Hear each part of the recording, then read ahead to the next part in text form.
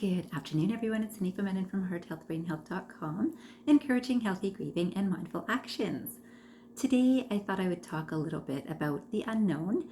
And of course, this reflects a little bit of my experience in Bali, because Bali was really unknown to me. And I thought I would start with this first quotation, which says this: "The more I traveled, the more I realized that fear makes strangers of people that should be friends. The more I traveled, the more I realized that fear makes strangers of people that should be friends." And this is by Shirley MacLaine. And this quotation I thought was beautiful because there's so much that we might fear that we don't know about. And sometimes, so I'll say that certainly in my preparation to go to Bali, I wanted to find out everything I don't know. And of course, when you're concerned about could something come up that I wouldn't be ready for, that's part of our fears. And then that fear can bring up what we see. And so I started seeing things about, oh, watch out for this or that. And I won't elaborate on that because other people might travel to Bali and actually wonder if they'd have to worry about these things. And quite honestly, no matter what we prepare for in terms of fear, when we are working with people, we can also come from that space of whatever arises, I will get through it. And so this is what I decided to do before I traveled. I thought, okay, there's all of this there. This is all being said. And even I remember that the government of Canada had actually issued a suggestion to not travel to Bali at the time that I was traveling. And even when I was booking my ticket, I had seen that there was a warning about it's not a safe place to travel. And again, that all feeds information into our minds, and I could see that fear could arise and perhaps was rising in certain levels. And I decided that, no matter what, I know that I'm being drawn to go to Bali. I know for myself it was a calling. So there was a certainty within me that knew that I'm going to be going. And no matter what arises, I'm ready for it. And something is directed me in this direction.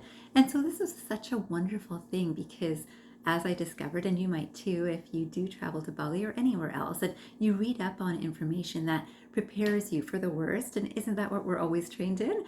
Oh, plan for the worst, but hope for the best. And instead of that, how about we just plan to have the resources within ourselves and around ourselves that help us in any times of need, no matter how they arise. And no matter what, in our day-to-day lives, we are doing the same thing. And some people will sit and worry, what if this happens? What if this happens? What if that doesn't happen? And they spend a lot of their lives thinking this way and then really losing the time of now. And this can happen on a trip. Now, whether it's a vacation or a calling, any trip that you take, you will read. There's so much information online now. And remember, we don't know what is truth and what is not truth these days. We know that there's a lot of bots that are doing the work in terms of you discover a little bit of information about a country and then you can talk about whether things are safe or not. So this can all be done through computers today. And so even by the time that we're actually reading what has been put out there, it could have been done months ago or years ago, and we wouldn't really know. So there was a time where we'd always see the date that something is done, and today we don't know normally, or necessarily at least, see the dates that things are created or by who. And sometimes it's just the programmer behind the computer technology. And it's okay, it doesn't make it not valid. At the same time, if it's adding to fears, is it useful? And of course, I'd say no. In my own experience, I certainly got the joyful experience of realizing that everything came together. Everything just fell into place so beautifully. So any concerns that I had had were unfounded. So I discovered that, wow, you know what? Everything falls into place. And this is, remember that those websites I would have looked at and all that information that I would have looked at would have made strangers out of people that should be friends.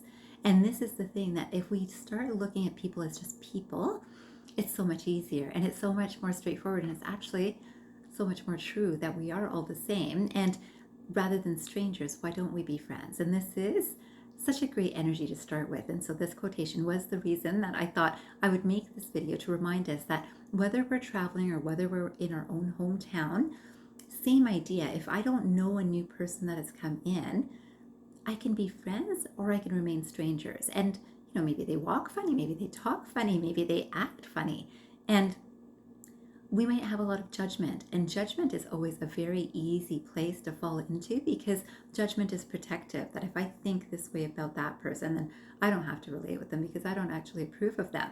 And this is how we think, again, whether in our own hometown or whether we're traveling. So then I also came across this quotation which said, adventure is not outside man, it is within. And this is by George Eliot. And I suspect when you know the work that I'm doing, that this would make sense to you, that this adventure is not outside man, it's within. And a lot of people would say, well, you traveled, you were gone for months, and of course that adventure you've been on, so now you can go back to within. And quite honestly, even as I was traveling, the traveling within was the biggest adventure. And I have to say it was the most satisfying too. And this we carry with us wherever we go. So the biggest detail about that is to be able to be comfortable with going into the unknown.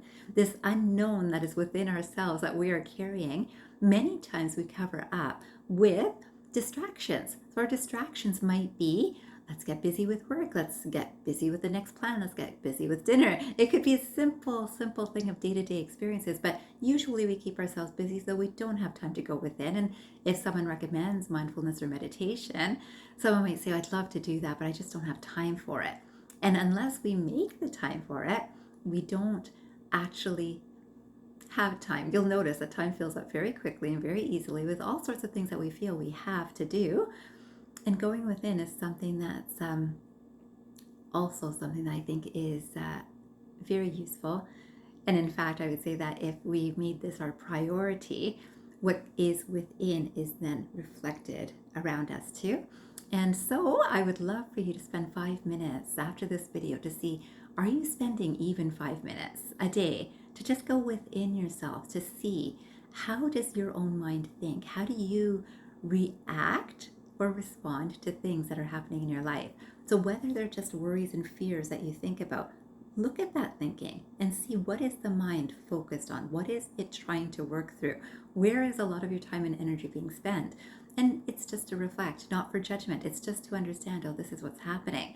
And then if you go somewhere on a trip, then certainly do the same thing, because now you've got loads of distractions. Everything is new and beautiful and wonderful, and you'll get distracted in the place that you're staying, in the place that you're going, and the things that you're seeing, and the things that you're hearing, and the foods that you're eating, all sorts of things that a lot of people go on trips for, just that, to not be caught up in the day-to-day mundane life experience. So they need to get away to get that experience.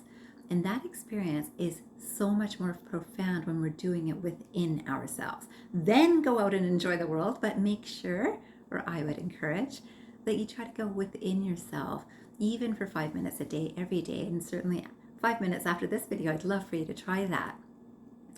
And then finally, I wanted to end with one more quotation. This is on the same page or the same note. Unless we actually go within ourselves, we can't really say that, oh, that's not useful, and it's just trying to get to a place of peace. It's just, I've got too many things on my mind, so I can't go in there. And of course, those are the times to go in there to see what is creating non-peace in your own mind. And when we do that, we can discover that peace is also around us too. When we are not peaceful within, everything around us is one big hassle, and it feels not peaceful. It seems chaotic, and it seems busy, and it seems unstructured, and it seems unstable. And yet this unknown space that we can start to discover ourselves every day really reveals a lot that then eases up our mind, because whether we're consciously thinking about these things or not, we are working on it in the background constantly. And this is an energy that we could be using for much more beautiful experiences in our lives. And this would be the moment of now. This moment of now is fantastic if we take the moment to actually appreciate what is both within us and without us, like in terms of in our surroundings.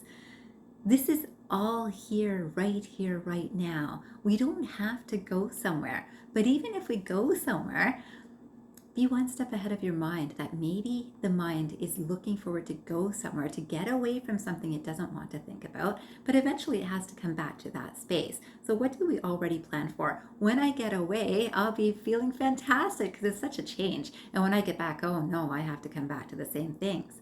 And anytime we are truly paying attention to what's within our minds, we can see that we carry the same everywhere we go. And then we stop running from things that we fear and running to things that we love, because neither of those stay forever. And this is the transient nature of the world we live in. This is the duality that we live in. Yet if we go into that unknown space, oh, there's no more plurality. There is just one truth, one serenity, one peace, one joy, one love. And so I'll finish with this quotation, which says, unless you step into the unknown, you don't know what you're made of. And this is so literal, isn't it? From what I've just told you, this unless you step into the unknown, you don't know what you're made of. A lot of people think that this is courage. If I step into the unknown, I go into a land that I'm unaware of, and I'm stepping into the unknown. I don't know what I'm made of. Well, I am not this body. I am not this mind. And if you are on a spiritual path, you will recognize those words and recognize that we're something deeper than all of that. And unless we step into the unknown, which is right within ourselves, we don't know what we're made of. We, as in the higher self, as in God, the universe that's flowing through all of us, we don't know what we're made of. And today, I would love for you to sit for 5 minutes to just sit and reflect on what you are made of. I'm sure that you will find that you'll come to the same conclusions as I have, as many people before us have, which is I is joyful, it's peaceful, it's loving, it's compassionate, and it's a beautiful space to discover. I wish you a fantastic day ahead, and I hope you remember, transform your mind and transform your life. Have a great day, everyone.